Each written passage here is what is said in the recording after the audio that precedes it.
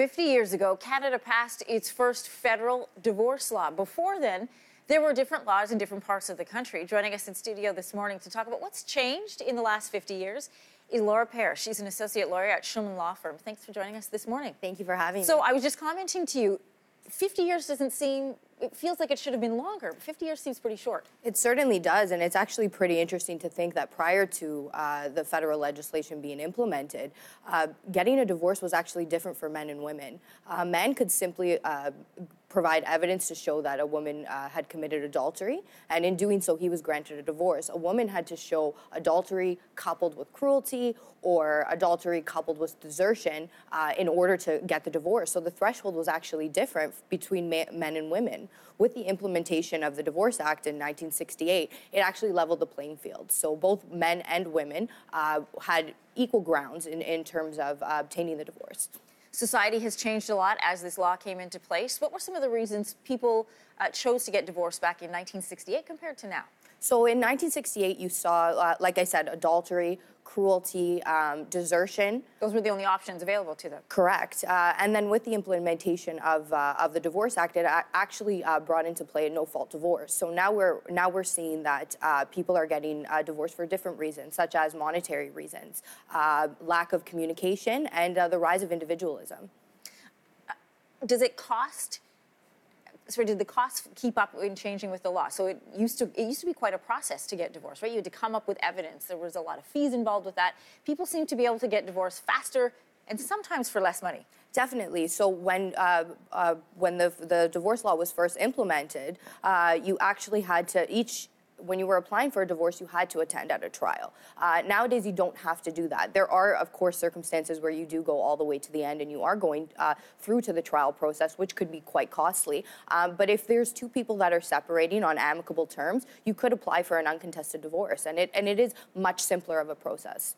You know, there were a lot of concerns, mostly from religious communities, about this federal divorce law, that it would tear apart the society of Canada. How has this divorce law changed Canada in the last 50 years? Well, I definitely think that we see a difference in terms of, like I said, with the reasons used to be more from a moral basis, and now we're seeing they have more of a practical effect in relationships. So like I said, with monetary reasons that people are separating, and this comes with the changes in actually the family dynamics.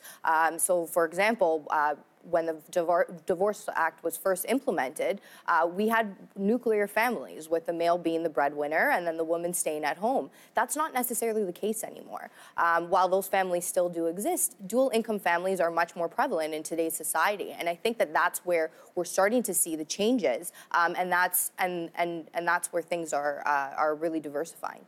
The demographics of who files for divorce have also changed. You know, there's two trends happening. One with what people refer to starter marriages as 3 years or less. So second marriage is more common, but also people waiting longer to get divorced, waiting till their kids are in college. You know, sometimes they're in their 60s when they're filing for divorce. Definitely. So like you said, with the starter marriages compared to the people who are getting divorced later in life, it's usually within that 1 to 3 year period that people, if they make the decision to get separated at that point, usually they don't have children at that point. If that's the stage that they are getting separated. Once you do have children in the mix, people do tend to stay in the relationships longer, and you are seeing this trend of people being divorced later in life. Where do you think that we will be going in the next 50 years? What do you see? So we actually have seen a decrease in the divorce rate in recent years, which in my experience seems to be as a result of people getting married later in life. People being more aware of what they're looking for in a relationship when they are making that decision. They're established in their career and they know what they need in a partner. While I'm not sure if the divorce rate is going to go any lower than it is, what I do think that we're going to find is people are more prepared.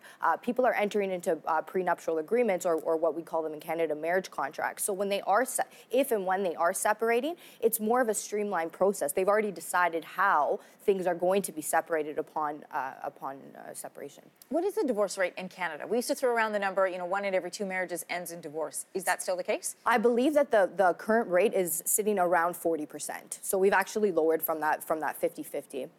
It's fascinating to think that this was just 50 years ago, that there was a federal divorce law in place, and lots has changed since then. Laura, thanks for being with us. Thank you so much.